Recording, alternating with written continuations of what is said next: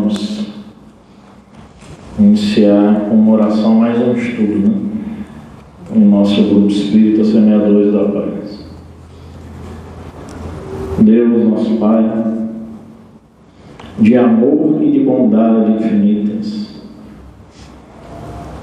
inspire-nos neste momento mais uma vez, a fim de que possamos transmitir, Senhor, os conhecimentos que iremos estar a estudar da melhor forma, de uma forma acessível, e que o Senhor nos inspire junto aos mensageiros espirituais que em Teu nome trabalham para passarmos a mensagem da melhor maneira, de modo simples, alegre, saudável.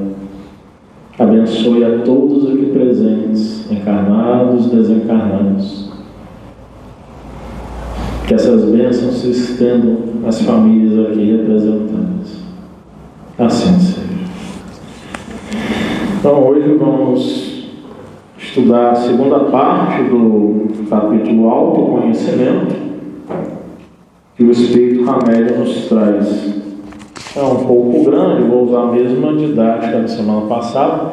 Vou lendo alguns parágrafos e a gente comenta, né? Quem quiser também estar fazendo perguntas ou comentários, fique à vontade, né? Autoconhecimento. Aqueles que não conhecem a si mesmos dificilmente terão um bom relacionamento com os outros. O ser humano deve afastar de sua vida hábitos e crenças que o tornam inconsciente da própria vida íntima. Só tememos o que desconhecemos. O autoconhecimento requer um constante exercício no reino do pensamento reflexivo sobre as sensações externas e internas. Viver uma vida sem reflexão é como escutar uma música sem melodia. É isso que é interessante do autoconhecimento, né? Que nós lembramos semana passada, né?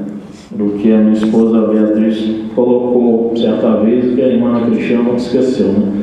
Pensar sobre o que se está pensando, né? Quando nós estivermos em dúvidas, quando nós estivermos pensando sobre, né, as nossas atitudes, os nossos comportamentos, fazemos essa reflexão sobre nós mesmos, sobre o porquê nós de repente agimos de uma tal forma, o porquê, o que nos motivou a de repente também reagir de uma outra forma, ou reagir de forma passiva, silenciosa, de total aceitação com algo que de repente depois não vai ser aceito por nós em realidade, ou porque nós tivemos uma reação agressiva, né?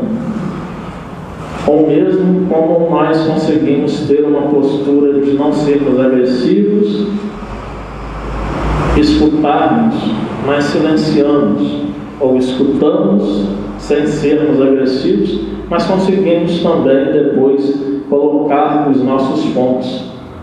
Olha que eu coloquei aqui 4 situações. Geralmente, nós pensamos que só há 2 saídas. Ou eu falo ou me calo. Não. O calar pode ter mais de um sentido. O falar também. O calar pode ter o sentido de se estar sendo submisso, submissa. Pode estar tendo sentido de eu não quero conflitos, então eu vou silenciar. O falar pode ser a fala de não, eu não deixo ninguém se impor sobre mim, eu tenho que me impor. Então a reação é agressiva nesse momento. Ou é um falar tranquilo, em que eu questiono o que o outro me disse, mas de uma maneira serena. Eu quero saber, quero entender o porquê a pessoa falou de tal forma comigo. Então eu questiono, como uma criança, né? que muitas vezes você fala um sim, mas, né, o sim a criança aceita de boa, né? Mas falou não por quê? Né? E aí cabe ao adulto, né, ter a paciência de explicar, né? Não colocar aquela fala até agressiva dos adultos com a criança, né? Não é não e ponto. Isso pode fazer com que se torne uma pessoa lá na frente, um adulto autoritário. Não, porque isso vai causar determinada consequência. Um exemplo prático. Está um friozinho. A criança, né, quer, a mãe ou o pai colocou o agasalho, a criança quer tirar o agasalho. Não, você não pode tirar o agasalho. Mas por que eu não posso? Porque se você ficar sem estar se agasalhando no tempo frio, você pode ficar gripado, você vai adoecer, seu corpo vai ficar doente, e aí você vai ter que tomar medicamentos, né? Você gosta de estudar, você vai ter que faltar à escola. Tem as explicações, né, para serem faladas. Isso eu estou dando um exemplo, um adulto falando com uma criança, mas também adulto falando com um adulto também. Então essas reflexões são muito importantes para nós estarmos fazendo esse trabalho de autoconhecimento. Hamed continua. Examinando o Novo Testamento com os olhos da psicologia, chegamos à conclusão de que Jesus Cristo foi uma criatura extraordinária e fascinante, um psicoterapeuta por excelência, além de significativamente moderno. As palavras, os anos e a vida do Mestre possuem, sob muitos aspectos, um significado oculto que é desvendado por todos aqueles que possuem olhos de ver e ouvidos de ouvir. Narra-nos o apóstolo Mateus. Ele dirigiu-se a eles, caminhando sobre o mar. Os discípulos, porém, vendo que caminhava sobre o mar, ficaram atemorizados e diziam: é um fantasma, e gritaram de medo. Mas Jesus lhes disse logo: tende confiança, sou eu, não tenhas medo. Pedro, interpelando-o, disse: Senhor, se és tu, manda que eu vá ao teu encontro sobre as águas. E Jesus respondeu: vem. Isso está no Evangelho segundo Mateus, capítulo 14, versículos 25 a 29, na nota aqui que foi colocada pela editora no livro. E o Hamed acrescenta: a água é a imagem dinâmica da vida, das energias e dos conteúdos desconhecidos da alma, das motivações secretas e ignoradas. Ela é o simbolismo da sombra, da vida inconsciente, ou além-mar de nossa existência de espíritos imortais. A água representa tudo aquilo que está contido imperceptivelmente na alma e que o homem se esforça para trazer à superfície, porque pressente que poderá alimentá-lo e sustentá-lo seguramente. O mestre parava sobre as águas, ou seja, dominava o lado escuro da natureza humana. Ele entendia o medo e a insegurança em que viviam os homens, efeitos da sombra pessoal e coletiva, e os motivos da desunião ou segregação da maioria das pessoas e dos grupos sociais. É interessante aqui, né, que ele diz anteriormente, examinando o Novo Testamento sob a visão da psicologia, né? E ele, na apresentação do livro, ele diz que iria estar usando das teorias do Carl Gustav Jung, né, fundador da psicologia analítica, né? Foi discípulo de Freud, depois teve suas discordâncias lá com Freud e criou sua própria teoria, seu próprio método. E Jung colocava isso, né?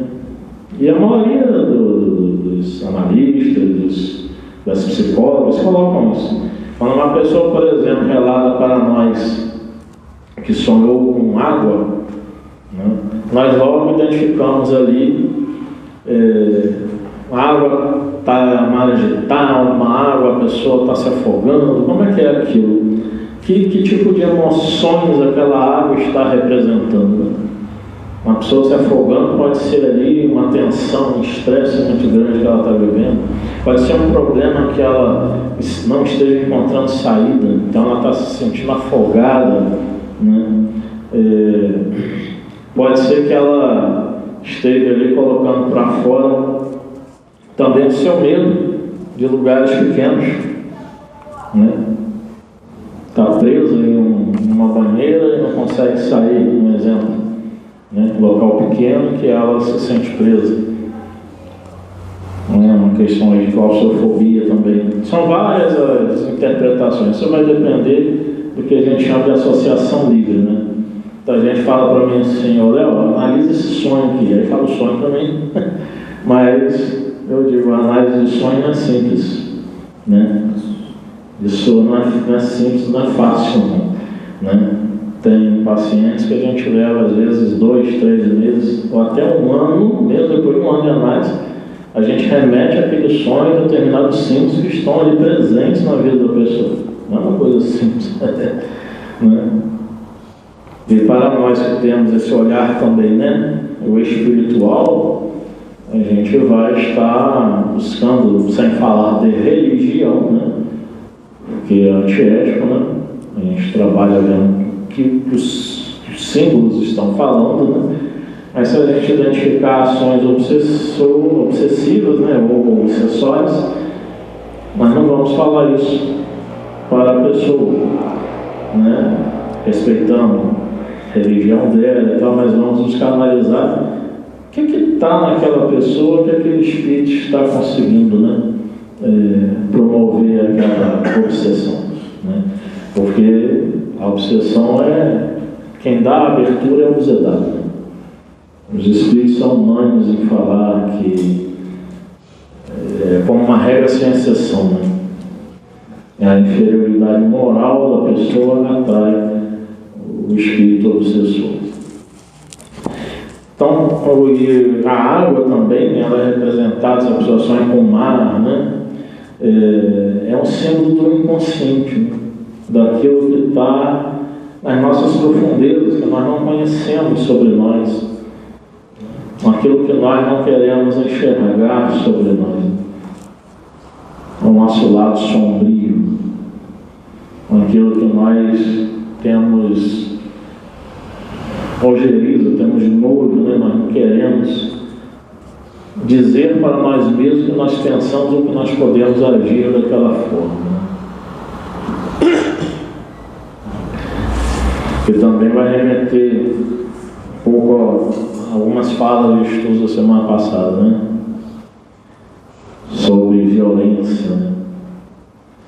Sobre atitudes que muitas vezes nós temos e que são totalmente incoerentes com o que pregamos, com o que pensamos.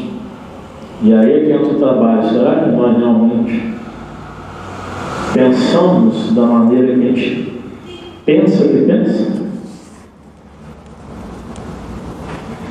Ou será que nós só estamos tentando esconder de nós algo? Jesus, ele dominava esse lado escuro, né, da natureza humana. Ele já estava integrado, né, consciente e inconsciente ali. Ele era um ser pleno, né, um ser em plenitude, né, um ser cheio, né, já preenchido, né, cheio de quê? De Deus, né? Hamed continua: renegamos ou não percebemos de forma lúcida essa área oculta e profundamente influente que existe em nossa intimidade. Por essa razão, projetamos nossa sombra lá fora, nas qualidades ou nas atitudes desagradáveis dos outros. Quando sentimos grande admiração por uma criatura, ou quando reagimos intensamente contra alguém, isso talvez seja a manifestação de nossa sombra. A negação da sombra faz com que abominemos as deficiências alheias, evitando vê-las em nós. Também atribuímos aos outros nossos potenciais não desenvolvidos, fazendo deles heróis ou gurus. Nutrimos enigmáticas alianças ou paixões desmedidas. É o que a gente já falou, né, em várias outras palestras, em vários outros estudos, né, do termo que o Freud traz nos canais e a psicologia também coloca, né, a projeção. Nós projetamos aquilo que nós não queremos ver em nós ou que nós queremos ver, né, no outro. O que nós queremos ver em nós? Qualidades. Giovanni parece muito comigo, tão inteligente quanto eu quero ver essa qualidade. Joaquim é uma pessoa que lida muito bem com a resolução de problemas e tal. Eu e ele temos muita afinidade quanto a isso aí. É uma qualidade que eu quero ver em mim. E eu falo isso buscando que o outro valide até, né, a minha percepção que eu estou colocando de mim mesmo. Agora, se eu chego e coloco, né, para alguma outra pessoa e digo assim: aquela pessoa ali não presta não, aquela pessoa ali cometeu determinado ato amoral ou imoral, isso aí eu não concordo. E tantas vezes é algo que, se eu não fiz, eu já tive desejo de fazer. Ou eu tive a oportunidade e me reprimi. A oportunidade não chegou. Ou eu não consegui fazer a oportunidade porque eu fui covarde, porque eu vivo de verniz social, por exemplo. Então são várias as possibilidades também que dizem, né, de como nós não gostamos de ver alguma coisa em alguém e nós começamos a acusar aquela pessoa, a dizer que aquela pessoa não tem uma conduta ideal, e a gente começa a criticar direto. Na verdade, eu estou projetando parte da minha sombra naquela pessoa. E aí nós lembramos no ensinamento de Jesus, né? Não olhe o cisco no olho do seu irmão, mas veja a trave que tem nos teus olhos. Nós estamos julgando a outra pessoa, condenando a outra pessoa, mas nós não estamos conseguindo olhar para nós mesmos.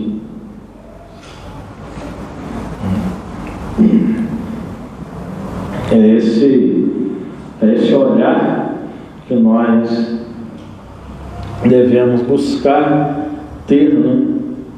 Para assim nós começarmos a exercitarmos tolerância, paciência, o não condenar, o buscar antes de julgar qualquer situação que nós venhamos a ver, analisar essa situação por muitos ângulos, olharmos os contextos, porque senão é como aquela famosa expressão que se usa, né?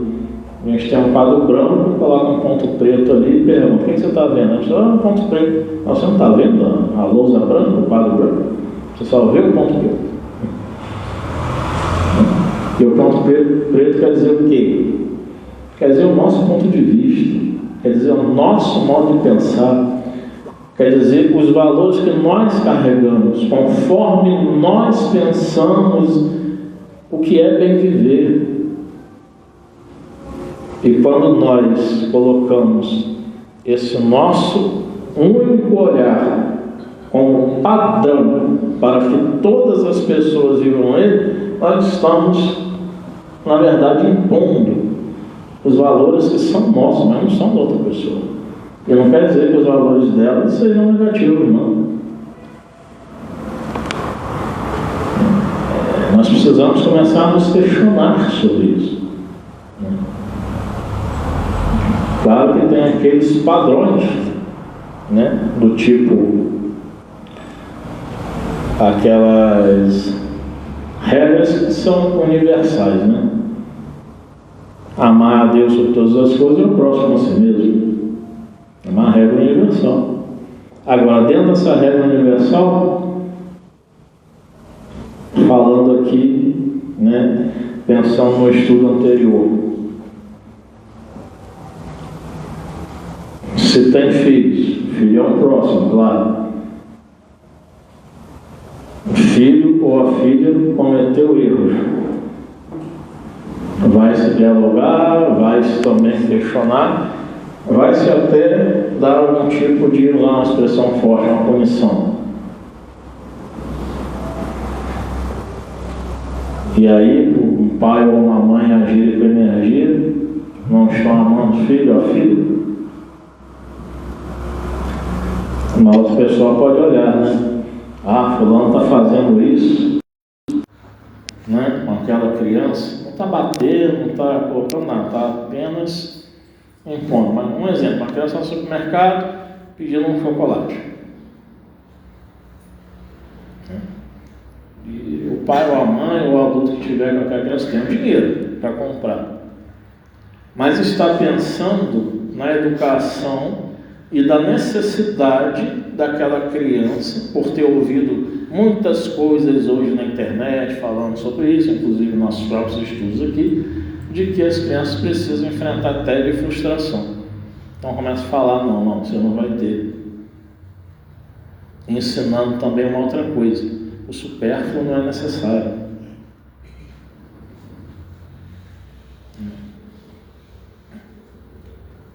Porque se der dizendo que isso é amor, aí entra uma frase que se coloca muito: crianças mimadas tornam-se adultos infantilizados. O que infelizmente nós temos visto muito ali. A questão de não se deixar a criança frustrar-se, não se entediar, tudo isso é parte da vivência humana. Se ter um cuidado de se dar muita coisa, de se oferecer muita coisa, mas não oferecer o que realmente é necessário. Educação, já dizia o Isamitiba, amar também é dizer não.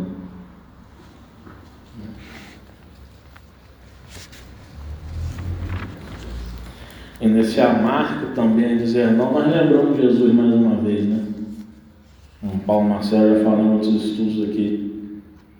Todas as pessoas que chegavam a Jesus pedindo para que ele as curasse, ele as curava?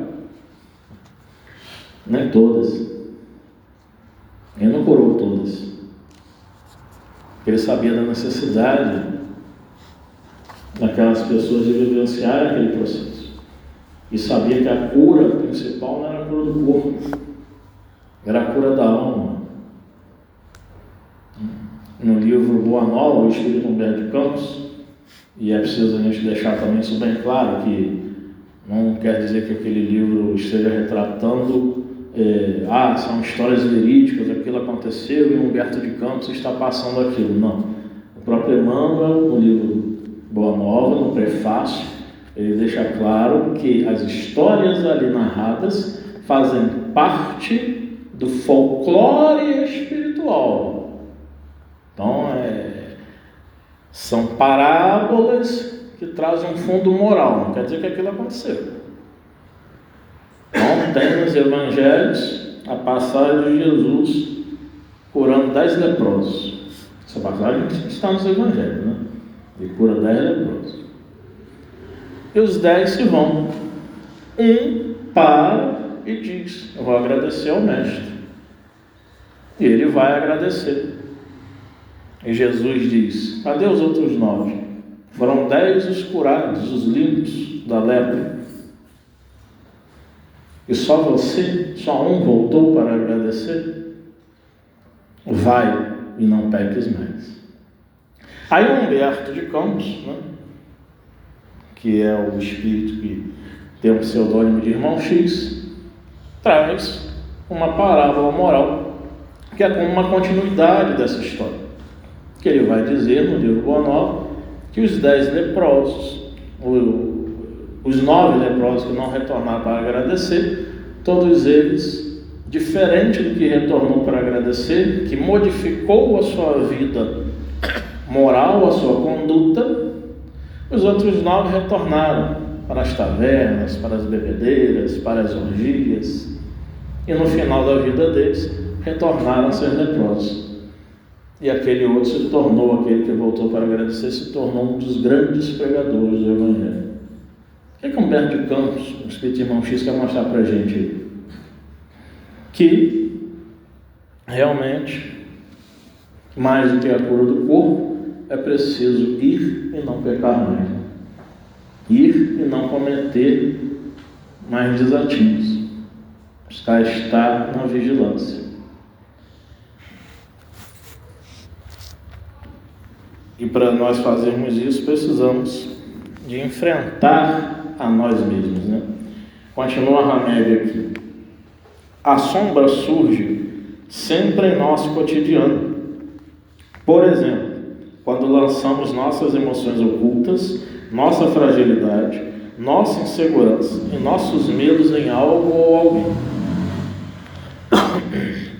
Diabo, do grego diabolos, e do latim diabolus, significa literalmente o que separa, o que desune. A separação é que nos impede de ver a unidade que há em nós e a unidade de todos nós, porquanto dificulta a percepção dos diferentes aspectos evolutivos em nossa intimidade.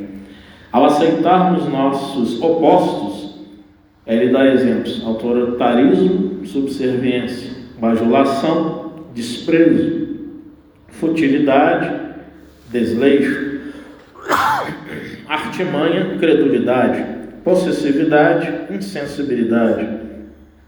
Aprendemos o ponto de equilíbrio das polaridades e admitindo os lados que chegamos ao meio termo. Ao aceitarmos a unidade ou o caminho do meio, começamos a dar fim à nossa rivalidade com nós mesmos e com os outros. Ficamos a favor de nossa realidade ao invés de hostilizá-la. Nossa visão de mundo ainda depende dos lados positivo e negativo, da nossa ambivalência de seres humanos em evolução. Em outras palavras, da coexistência de atitudes, tendências e sentimentos opostos inerentes à condição humana. E aqui nós precisamos estar refletindo, né?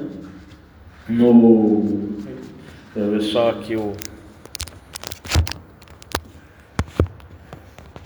tirar aqui que acabou a bateria do microfone.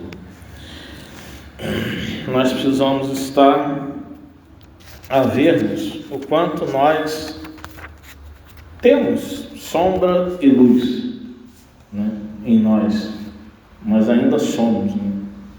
Sombra e luz. Não somos luz o tempo todo, nem sombra o tempo todo. E quando nós identificamos quais são nossas luzes, quais são nossas sombras, nós começamos a nos conhecer melhor. E essa é uma questão muito interessante para nós que estamos estudando o Espiritismo, pensarmos também, porque nós muitas vezes falamos só do lado escuro, das sombras, das deficiências, mas por que nós não falarmos sem arrogância, sem prepotência, sem orgulho, o que é difícil, das nossas qualidades, daquilo que nós conseguimos alcançar já? Consigo fazer determinada coisa para alguém, consigo me calar numa situação em que se está tendo gritos, consigo ter paciência quando um problema parece muito difícil de resolver ou quase impossível. Perdi alguém muito querido na minha vida, mas eu mantenho, a minha fé, sou espírita, sou cristão, não tenho dúvidas de que a vida é eterna e imortal, conseguir alcançar isso. Penso que nós espíritas também não temos que ficar só como se nos martirizássemos, falando só das nossas deficiências e não vendo o que nós conquistamos de bom também, mas aprendendo a agir sempre com humildade. Conquistei isso, mas o que me falta ainda, Porque senão fica muito aquele discurso também, falta muito para eu conquistar ainda. Tá, mas o que nós conquistamos até agora? O que você conquistou até agora? Falta muito. Tá, falta muito para muita gente. Ninguém chegou ao grau de Jesus Cristo ainda não. Mas o que até hoje foi conquistado? O que falta construir dentro dos caminhos do Evangelho? E aí nós vamos também fazendo esse trabalho de autoconhecimento. Vamos encerrar, Vamos fazer nossa oração. Deus, nós estamos agradecidos, Senhor, por mais um momento de estudo, por mais um momento em que as reflexões vindas com o auxílio da inspiração dos benfeitores espirituais que em Teu nome trabalham e nos assistem, se fazem presentes. Que todos nós, não só os que aqui falamos, mas todos que escutamos, possamos ter nessas reflexões mais bases, mais subsídios, mais fundamentos, Senhor, para pensarmos sobre como estamos a realizar os propósitos do nosso viver. Que o Senhor, a todos aqui, mais uma vez te pedimos, abençoe. Assim seja.